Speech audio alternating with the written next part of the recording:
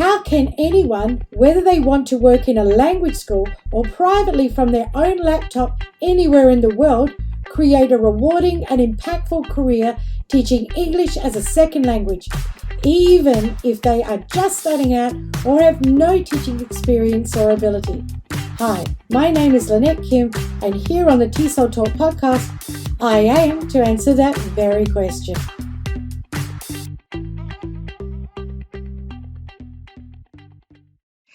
I'd taken a group of ESL students out once for a day trip, and part of this day trip with the school that I worked for included going to the swimming centre where we lived. And so that was fine. What I did, though, is call the swimming centre and tell them, oh, look, we've got a group of 20 or so ESL students that are coming for the day to do swimming. And I did this because the swimming centre then puts on extra lifeguards, which is really good. So if you're going to take a group of ESL students to a swimming centre, you really want to notify that swimming centre that they're coming. So anyway, we've gone through all of the rules, and there were teens in this group because they were on study tour, and there were the adult ESL teachers that were from, in this case, South Korea. So we're at the swimming centre and everything's going swimmingly. You know, the lifeguards are watching the students really well. We're watching the students really well. We're all in our swimmers and everyone's having a great time. And next thing I know, some people are like screaming and yelling, and I look behind me, and there in the adult pool is one of the Korean teachers, a female teacher, and she's floating on the top of the pool with her hair splayed out all around her and splashing her arms, but she's face down. And I'm looking at her thinking, what is she doing? And she keeps doing this, and she's doing it, and she looks like she's panicking, but I'm thinking, she's on the surface. How can she be panicking? And then I jump in the water and a couple other people jump in the water, and she gets dragged out, and she's like trying to catch her breath, and she's like spluttering and carrying on. She goes, I was drowning. And we said to her, she spoke English, we said to her, how? And she goes, I was on the bottom of the pool and I couldn't get to the top. And we're saying to her, no, you were on the surface. And she, no matter what we said, she couldn't believe that she was on the surface. She truly believed she was on the bottom of the pool and she was drowning and couldn't find her way to the surface. It's incredible. So you really need to be so careful with these sorts of outings because you can't take swimming particularly for granted. ESL students, and we say this to homestay families as well, ESL students always say, oh, yes, I can swim. And they go to swimming centres in their home countries. Of course they do. But it's very well monitored. But when they come to like a country like Australia or a Western country where it's a bit more open, a little bit more relaxed, honestly, they can't swim. And, they will drown, a lot of them. And obviously there'll be some that won't, but you need to watch them carefully. The beach is somewhere I refuse to take study tours if I'm responsible for them. I just won't, because there's rips, there's undercurrent, there's so much going on in the wind, and it's just too difficult to monitor. And, every year, unfortunately, in Australia, we have so many drownings, and some of them are actually Australian adults who know how to swim. It's just the conditions. So just a thing to be aware of. So swimming's a big one. Also, for students, if you're going to take them on outings, another outing we did was a big shopping centre because students love to go shopping when they're on study tour. So we took them to a big shopping centre in Southport, and we had them all paired up and we were watching them. And these were tweens. So they were around, 11, 12, 13 years old. And we were watching the front of the shops as well. But, there are some kids who live in the area who are also Asian. So sometimes a kid can slip by you and you think it's not one of your students. So we had one student, this little girl, just sneaked off without us. We didn't even realize she'd done it.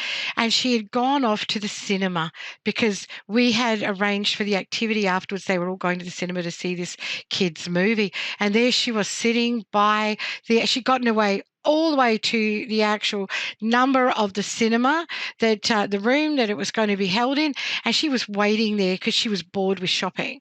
But in the meantime, we had been searching all over, calling. We had groups of groups of teachers going out looking for her and everything. It took us nearly 30 minutes to find her, and it was horrifying. So, activities where students go out and about are great, but, you really have to nail it as far as monitoring them, having enough adults there to watch. If you can, recruit some of the homestay families to come along. And if you're overseas, so I've done activities overseas. So I've been teaching in Korea, same deal. We take the students out to a park or to an activity. And if they're young, you have to watch them like hawks. You just can't trust that it's okay because, kids are very independent.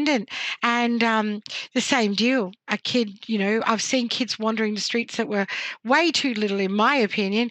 And so that, sometimes kids will just wander off back home. So these activities are great, and going out on excursions are terrific, but it has to be run by the school. So if you're private tutoring, be aware that the buck stops with you with responsibility. You really have to think these things through, if they're worth it, if there's enough value linguistically for the students to be doing this. And if it's with a school, well, the school's responsible, but just keep an eye on things anyway, because, it's awful when things go wrong. So excursions. With adults, excursions are better because they're adults, so it's up to them. It's not the same level of responsibility. But again, when you lose them because they decide to go off and do something else for a minute, or they don't inform people when they're taking a bathroom break or something, it's still difficult because you've got to hold the whole group up until you've got everybody to return or whatever, or catch a bus back. So you have to make sure that whatever rules, timetables, schedules, everything's very, very well explained in advance if they're low-level students. Having said all of that, though, activities can be fantastic. Some of my favourite activities on the Gold Coast for study tours are the Currumbin Wildlife Sanctuary. It's so good there. It's so open. It's so different. I mean, we do go to theme parks like Movie World, Sea World, Dream World, all the worlds. But to be honest, I've seen theme parks overseas and they're huge. And so I don't really understand why ESL students come here and want to do theme parks here, because they've got such enormous ones overseas. But they do still like it. But I feel like a better experience for them is something that's very Australiana. So I don't know, in different cities, there'll be different things on offer. But also, if you're doing activities with ESL students, it doesn't have to be ones that are paid. So look for things that are free. So there are always nature walks. You'll know of parks in your area where kangaroos feed, and other wildlife that you can see. So, on the Gold Coast, where I was located at the time and doing study tours, I made sure that 50% of the activities were things that didn't cost money. So, you just take them on these walks, take them to these sightseeing places, parks, barbecues.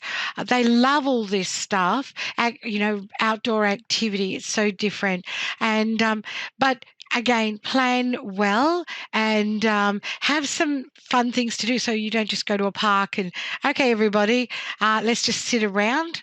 That doesn't work. So if they're teens or children, playing games at the park are great, and not just sports games, but scavenger hunts and treasure hunts.